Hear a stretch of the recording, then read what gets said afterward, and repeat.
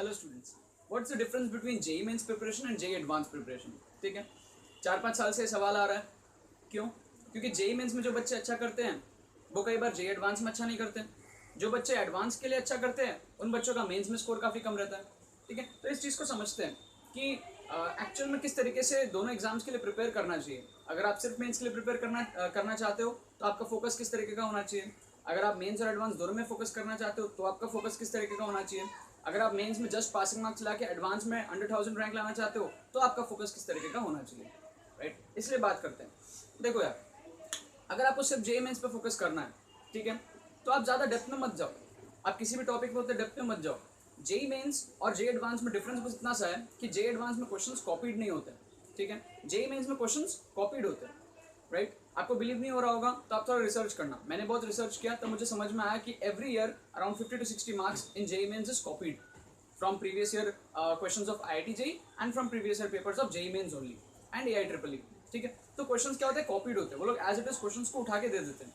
ठीक है, अब क्या होता है, जो बाकी के क्वेश्चंस होते हैं वो भी आप ऐसा मत समझो कि जेई मेंस वाले खुद से बनाते हैं। भाई सीबीएसई बोर्ड है, उन लोग जैसा बोर्ड का पेपर बनाते हैं लगभग वैसे ही पेपर जेई मेंस का बनता है। ठीक है, अगर आपको एक जेन्युइन स्कोर लाना है से 200 360 में तो वो बहुत ही आसान है। अगर आप प्रीवियस ईयर के सारे क्वेश्चंस को अच्छे से पढ़ जाओ, समझ जाओ, रट जाओ, सारे आंसर्स रट जाओ, आपको आंसर उस दिन याद आ जाएगा। इसका आंसर ये था, इसका आंसर ये था। स्पेशली केमिस्ट्री में जहाँ कुछ नया क्वेश्चन फॉर्म क्या करेगा, कोई जो थ्योरी है उससे तो रिलेटेड क्वेश्चन आएगा। ठीक है, इवन मैथ्स में। ठीक है, आप थोड़ा एनालिसिस करना, आपको अगर बिलीव नहीं हो रहा है तो। ठीक है, आप कोई भी ईयर के कोई भी चैप्टर उठाना। ठीक है, एटॉमिक स्ट्रक्चर उठा लेना, केमिकल बॉन्डिंग उठा लेना, मैथ्स में कुछ भी उठा लेना। ठीक है, अब देखना कि एक स्पेसिफिक ट्रेंड है जिसको जेईई मेंस फॉलो करता है, उसी से रिलेटेड क्वेश्चन पूछता है। एंड उस ट्रेंड को देखते देखते आपको एक चीज़ और समझ में आएगा कि क्वेश्चंस कॉपीड हो रहे हैं। राइट, थोड़ा बहुत वैल्यू चेंज कर देगा, क्वेश्चन कॉपी कर देगा। स्कूल का जो R D Sharma R S Agarwal वाला बुक है, एनसीईआरटी वाला बुक है, उससे कॉपीड कर देगा। एच सी वर्मा से फिजिक्स के न्यूमेरिकल्स कॉपीड हो जाएंगे। ऐसे होते हैं, चेक करके देखना। ठीक है, एडवांस में बहुत पुराने साल में क्वेश्चन आया था, 1997 1995 में क्वेश्चन आया था, उसको कॉपी कर दिया। ठीक है, ट्रू फॉल्स वाला क्वेश्चन आया था, उसको एज इट इज 4 ऑप्शन में डाल के दे दिया। इस तरीके से काफ़ी होता है जेईई मेंस में। तो जेईई मेंस एक ऐसा एग्जाम है जहाँ पर अगर आप डेप्थ में प्रिपेयर नहीं भी कर रहे हो लेकिन आपने एक पूरी एनालिसिस कर रखी है पिछले 20 साल की जेईई मेंस की। ठीक है, उनके पूरे खानदान की हिस्ट्री आपने निकाल रखी है कि वो किस तरीके का क्वेश्चन कहाँ से किस ईयर में पूछा है, तो आप जेईई मेंस आराम से कर लोगे, आपको कोई प्रॉब्लम नहीं आएगी। ठीक है, एंड बाय दैट प्रोसेस वो एनालिसिस करते करते आपको पढ़ना भी जरूरी है। ठीक है, ताकि कुछ अलग क्वेश्चन आ जाए तो आप उसको कैसे अटेम्प्ट कर पाओ। ठीक, आपका टारगेट 360 में 360 तो है नहीं, आपका टारगेट है एक अच्छा एनआईटी 200 220। राइट, उसके लिए मैं बात करूँ। ठीक, अब अगर आपको जेईई मेंस और एडवांस दोनों के लिए प्रिपेयर करना है तो आपको डेप्थ में पढ़ना बहुत ज़रूरी है। ठीक है, डेप्थ में पढ़ना बहुत ही ज़रूरी है क्योंकि एडवांस आपसे कुछ भी पूछ सकता है।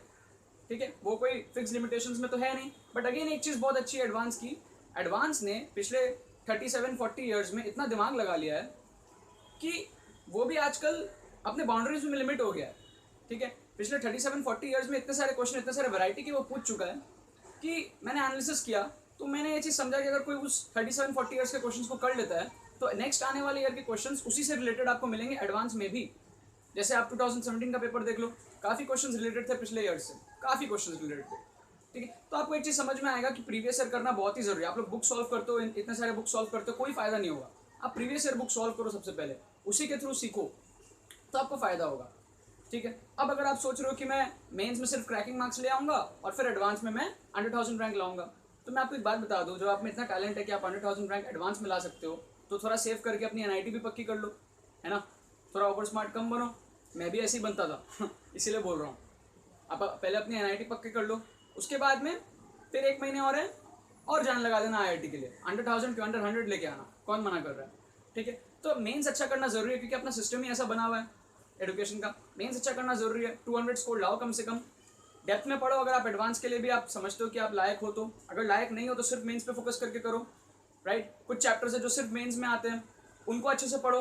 उन सब चैप्टर से एक क्वेश्चन आते हैं, like mathematical reasoning, mathematical induction, statistics and chemistry में chemistry in everyday life, hydrogen, last के चैप्टर्स बायोमोलिक्यूल्स, पॉलीमर्स, उन सबको अच्छे से करके जाओ। उन सबसे एक क्वेश्चन आते हैं।